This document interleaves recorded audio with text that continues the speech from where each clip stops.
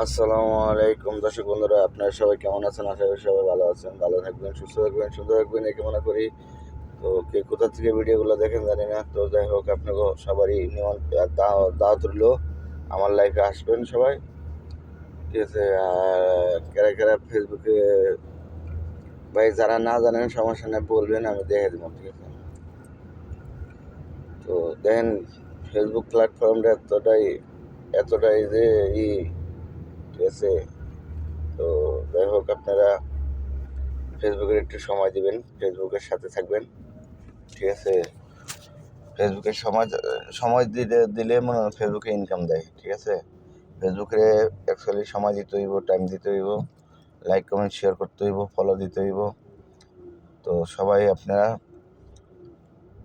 ফেসবুকের সময় দিবেন আর লাইক কমেন্ট শেয়ারটা করে দেবেন, ঠিক আছে?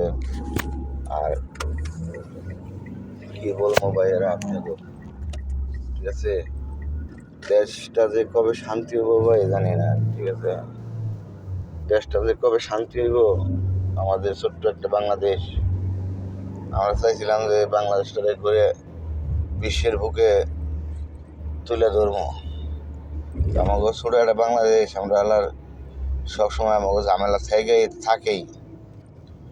ছোট্ট একটা বাংলাদেশের মধ্যে বড় বড় ঝামেলা থাকে, বুঝছেন? তো কি কমো ভাই, দুঃখের কথা। তো আমরা তো রাজনীতি করি না, আমরা প্রবাসী, ঠিক আছে? তো তারপরেও প্রবাস থেকে যে এনটা পারি এনটাই করি।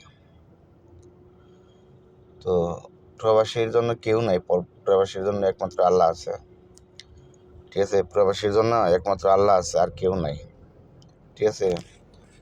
আর যারা যারা বক্তব্য দেয় প্রবাসীকে নিয়ে, বক্তব্য ঠিকই দেয়, বয়ান ঠিকই মারে, ঠিক আছে?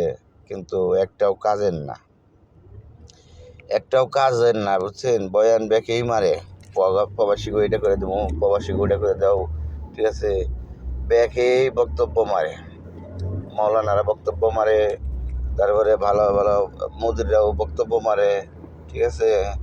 তো আসলে কি, প্রবাসীকে কেউ না থাকলে প্রবাসীকে একমাত্র আল্লাহরাই আছে, ঠিক আছে?